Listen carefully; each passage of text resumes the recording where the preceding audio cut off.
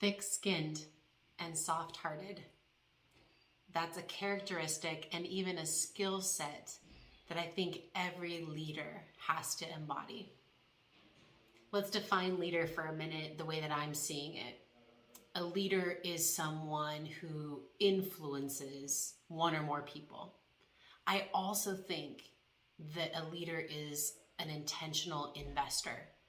They intentionally invest into people, pour into people, wherever and whatever role they play.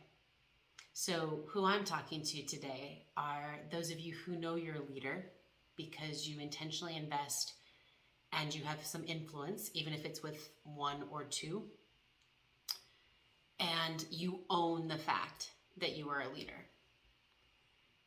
Because you are a leader, developing thick skin, meaning when things come at you, you can't let it get in you to change your heart and your empathy and your compassion, that you have to allow things to stop with a barrier, that you're in control of a gate that chooses what you allow inside and what you don't. At the same time, you can't let it harden you so that you lose compassion and empathy and become a jerk, because we know those kinds of leaders as well. It's a characteristic that I asked my pastor's wife to pray for me when I was about 23. I saw something in her that I recognized as a characteristic that I needed, and I didn't know how to describe it. So she coined the phrase for me, thick-skinned and soft-hearted, and when she prayed that, I started to get all kinds of opportunity to practice it. Because when you know that you're a leader, influence and intentional investment, there's also some other things that I can assume about you. One being that you are not a maintainer. You're not somebody who just is satisfied with compliance. You're somebody that enters into a room and sees opportunity, sees potential, sees gaps, sees screws loose, sees ways that you could invest and help something grow. Leaders are going to have a natural bent toward growth and action.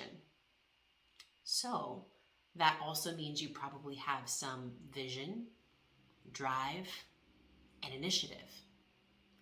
And if that's who you are, and you walk into a room with that, sometimes you walk in and you become a mirror for people, reflecting back what they are or what they aren't. It also means that by sheer nature of who you are, there may be some conflict. And because you know that you're a leader, there may be conflict you need to enter into, that you're going to be the one that starts the hard conversations. Conflict is a part of life. How we define conflict and how we see conflict is a decision we have to make. Currently in my life, I believe that conflict is often caught, and the conflict resolution is caught and not taught. I think a lot of us growing up just caught the way that our parents or adult figures in our life handled conflict. We caught it and then we just duplicate it. I personally wasn't taught how to handle conflict. I saw two different ways with my parents and how they handled it, two different ways. And I would say that it wasn't necessarily something that they intentionally tried to teach me. It was just probably what they caught from their parents and the adult figures in their lives. It's not taught well in schools. Sometimes I'm sure there are some teachers that are very intentional leaders who understand that they have an opportunity to invest this skill set into their students. However, most of us weren't taught how to handle conflict. Yet it's a natural part of life, and I would say it's not just natural, it's necessary.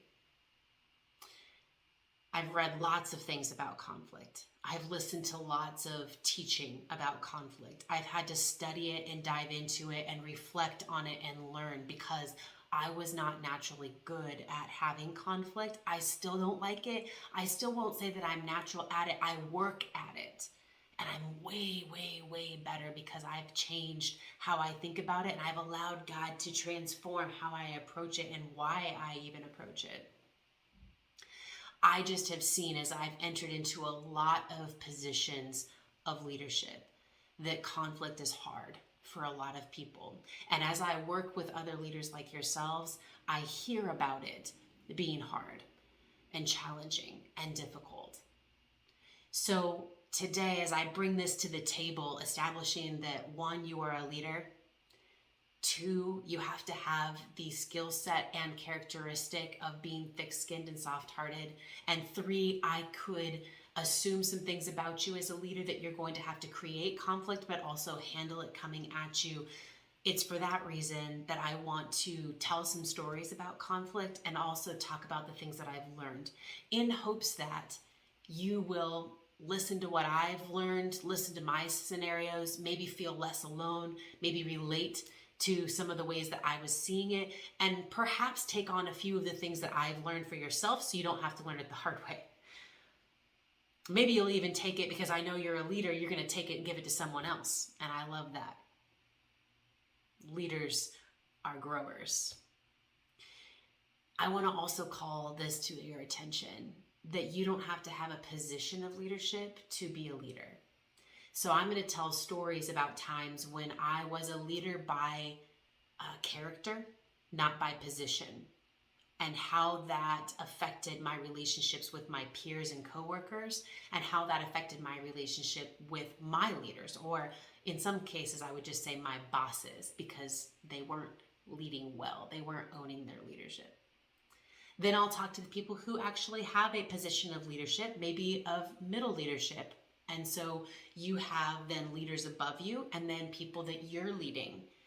And maybe even you've got leaders that are peer level, and how conflict shows up in those places and how you can handle those things. I'll tell you stories about those different aspects and scenarios and what I learned in those places.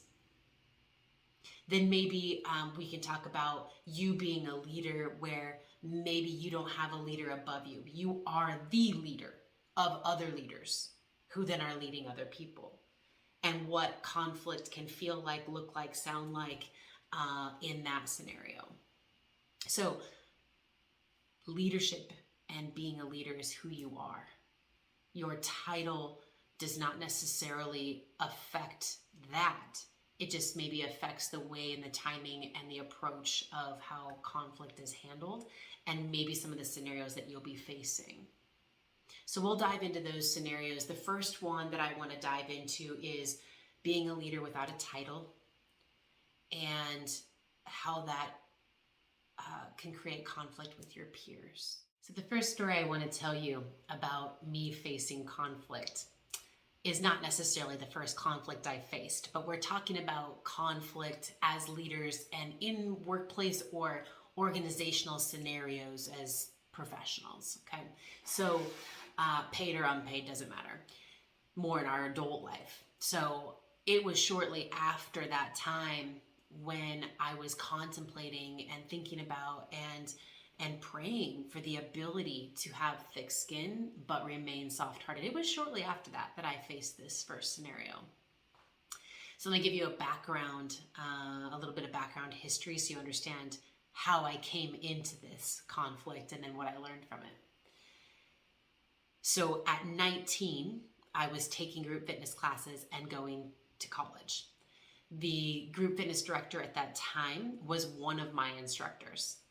She approached me one day after classes, said, "Hey, we are doing an instructor search. We're needing more instructors. Are you interested?"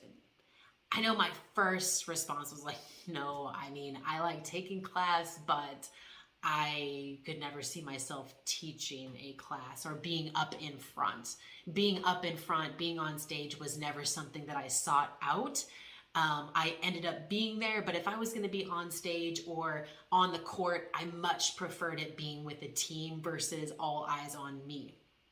For whatever reason, even with singing and those kinds of things, I much prefer to do a duet or be in a group.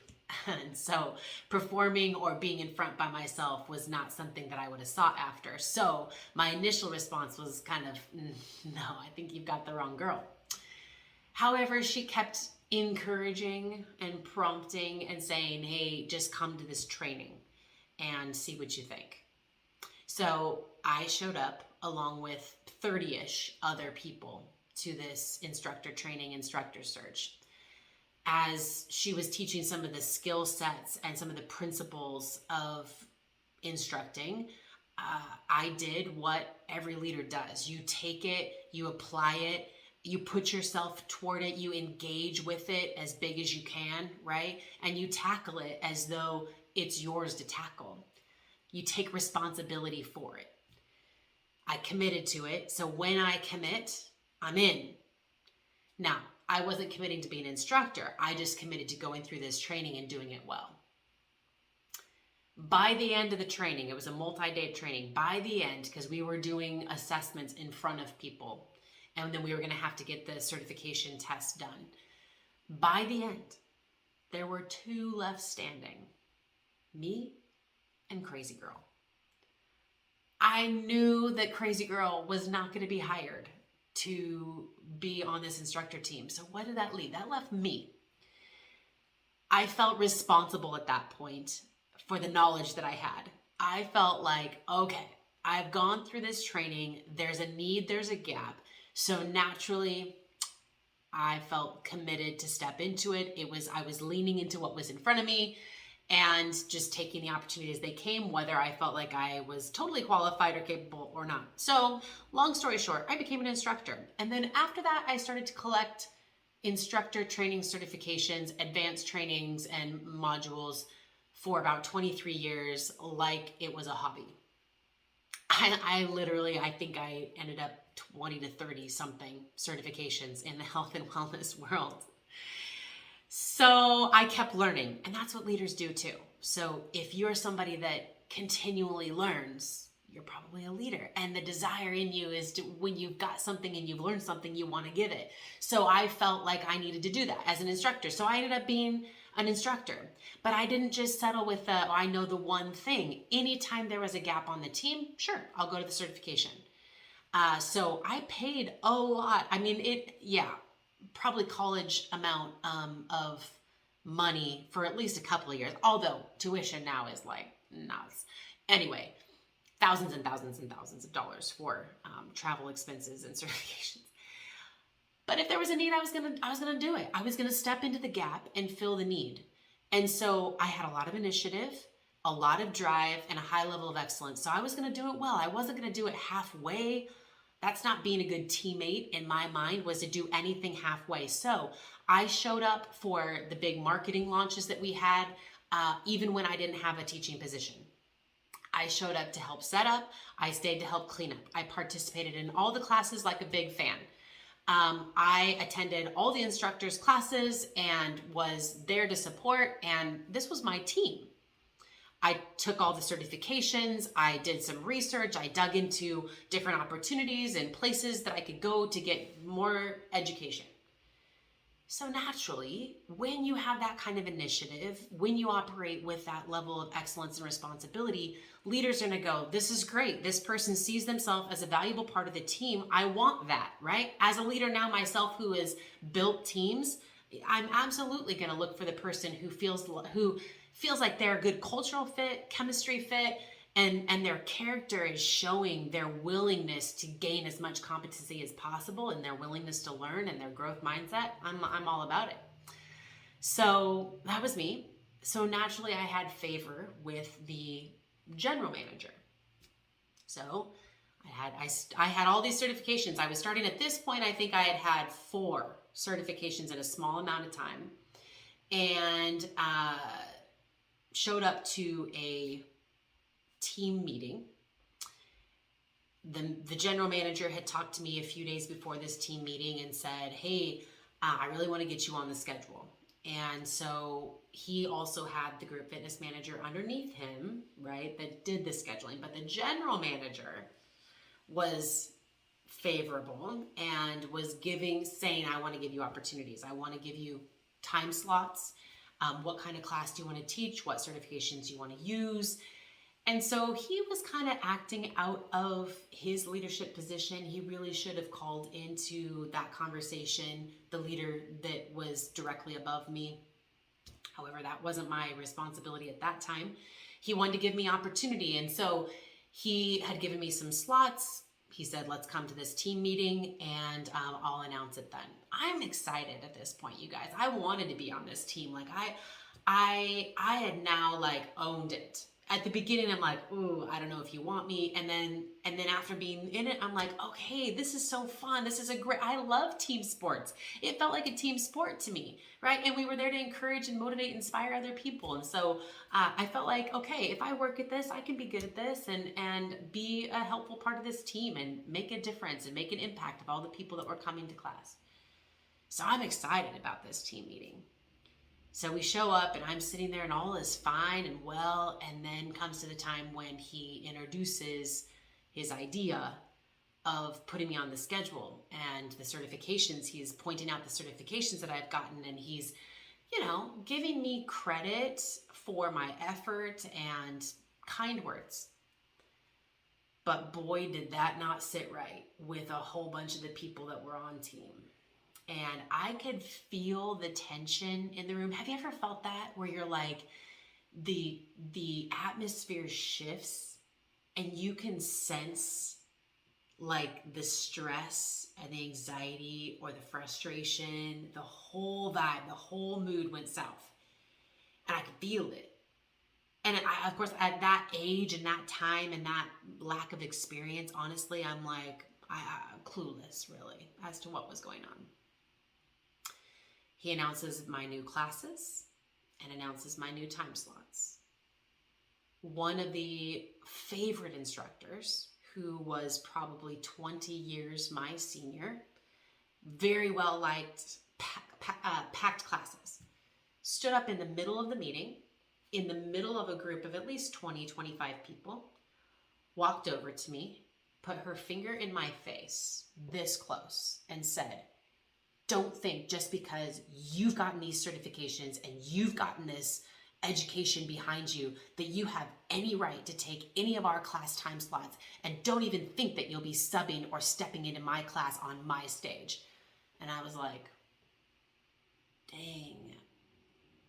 The aggression, the posture, the territorial, competitive thing came out, and I walked out of that meeting shaking, crying, thinking, what did I do? What happened here? How did it go from like, I'm on your guys' team, yay, to now I am their biggest threat and enemy? Like, how did that even happen?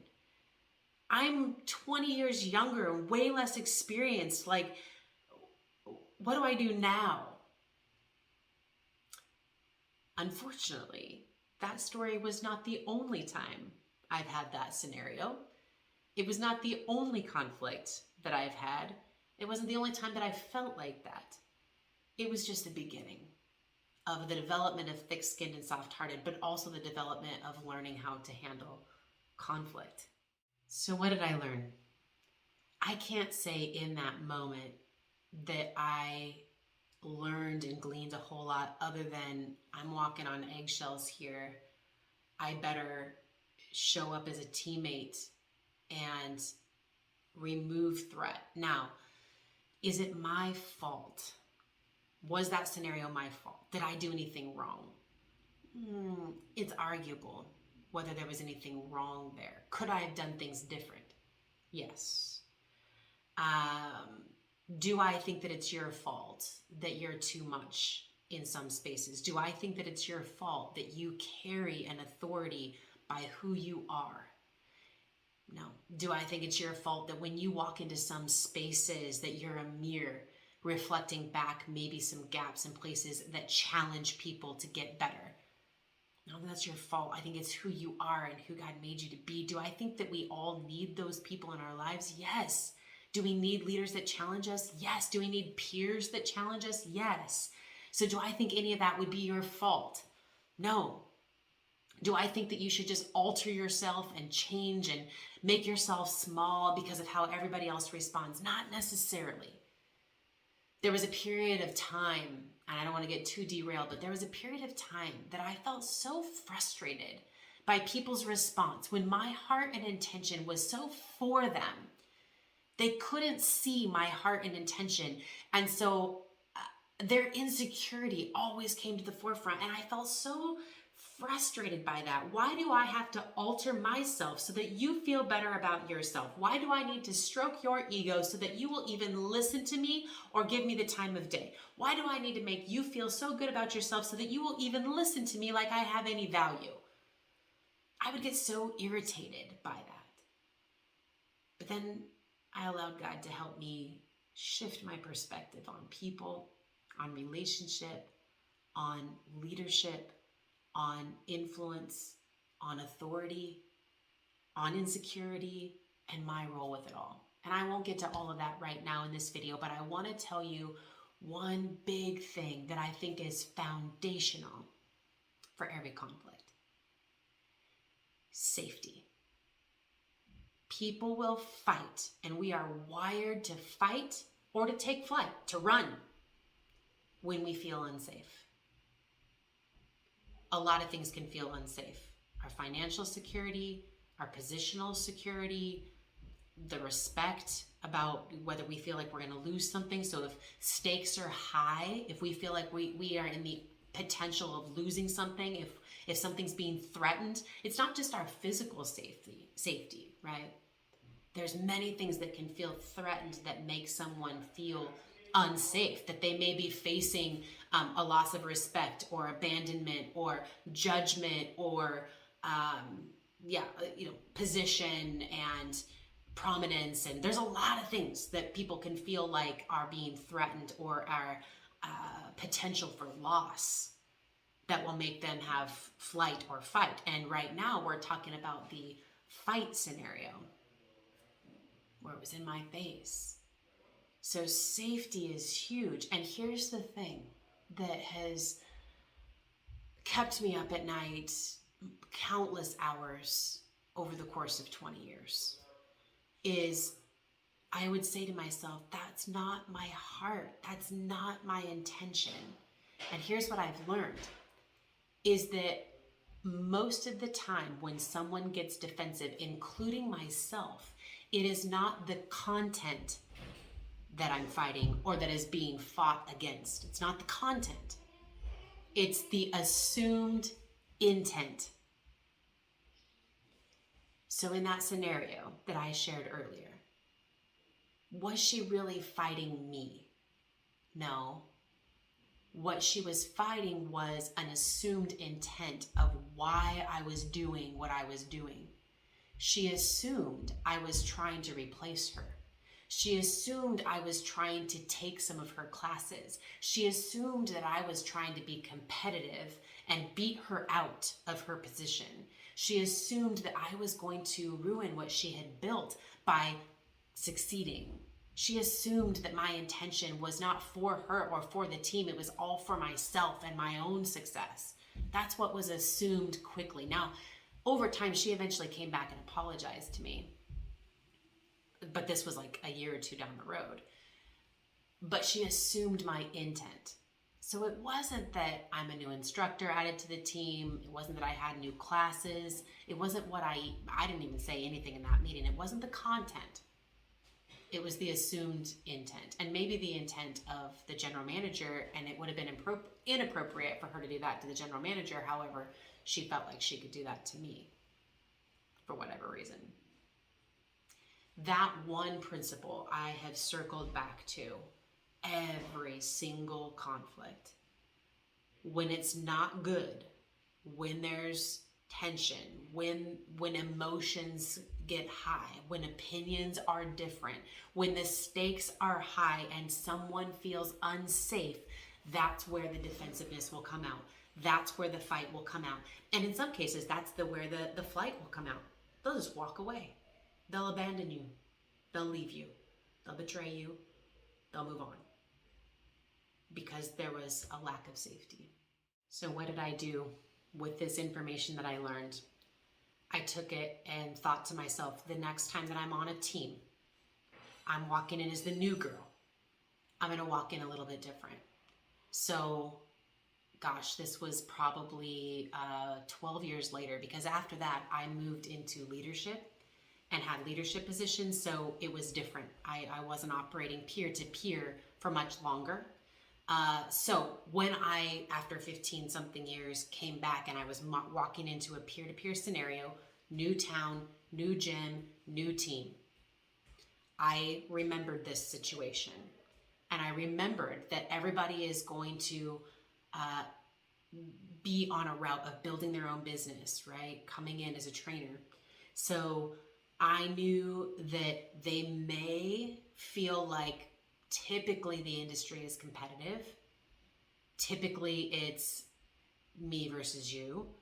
So they would assume naturally that would be my intent. So I went in with full intention of looking for ways to help other people build their businesses. I won them over very quickly. There was a personal trainer there. I had conversations with her, asked her about her business, complimented her, watched her when she was training and found things that she did really well, and just told her I admired her for different things. This is one of the scenarios. I heard that she really liked to work with people who were recovering from injury. And I said to her, hey, have you ever considered like building relationships with physical therapists where maybe you go in and you learn from them and you build kind of a collaboration where if you've got a client that has a problem, you send them to that physical therapist. And then when the physical therapist and their insurance, say, has ran out and they're no longer able to do physical therapy, you're the one that they then refer to, and you work in close collaboration with them to build them a program that they can learn to do on their own. And I encouraged her that she would be incredible at that. That's where she's passionate. That's where her education was found. I knew a physical therapist that she could start the conversation with. And then I would check back in with her. She's like, yeah, I'm going to do that. I check back in with her and I would encourage her and cheer her on when she made that first collaborative connection. And I referred people to her. When people would come to me for training and they had a knee problem, I'm like, oh man, you should work with her. She's got much more background on injury rehab. She would be able to tell you whether you needed physical therapy versus personal training. She's going to be your go-to. So I would refer people to her. So did she feel safe with me? Did she feel like my success and me growing my business was a threat to her? No, because she felt like I was for her. I was her ally. She felt safe with me. Nothing was being threatened by my own initiative and by me growing my business. There was no threat. It was safe. I repeated that with several other people on that team. There were some young personal trainers that I gave resources to, and I offered for them to have something that I didn't need to use anymore. And there was some other personal trainers that I had told them my strategy of using group fitness to grow my personal training businesses. So I helped them get trained, and I told them I'd spend time with them so that they passed their certifications and kind of took them under my wing. I had zero conflict with my peers in that setting. Had I gone in though with the mindset that I had early on of like, I don't need to change who I am for you, I'm sure there would have been conflict. I'm sure there would have been. Now, in that same scenario, which I'll tell later, I had conflict with my leaders, and we'll talk about that later, but I did not with my peers. Every scenario that I've been through, every conflict that I've been through, some of them sound like movies, some of them sound unreal, and honestly, it's made me feel ashamed many times at how much conflict I've been in. It makes me feel like, what's wrong with me? However, I have learned a lot about the way that we're wired. I've learned a lot about the way other people are wired. I've learned a lot about people who do conflict well and what do they do in order to do conflict well. I've also learned about what I can control and what I cannot control. And does that mean that every conflict then turns out fantastic? No, I wish I could say that. I wish I could say that all the learning that I've done has made everything just become easy and that all conflicts are resolved the way that I want them to be. I wish I could say that. It's not true. Now, I've resolved a lot more than I used to. I think I've built a lot of trust more than I used to. I think there's been some incredible collaboration and some incredible resolve, and conflict has been used to move myself forward, move other people forward, move a team forward. Working through conflict is really just when there are different perspectives that need to be in a shared pool to pull out truths and facts and really objectively look at what can we move forward on together. And so there's lots of things about that we can dive into. But I guess what I want to say is that it's worth learning. It's worth developing. And I would say it's necessary as a leader. Not only that you learn how to handle conflict, but that you remain thick-skinned and soft-hearted. So we'll work on that together.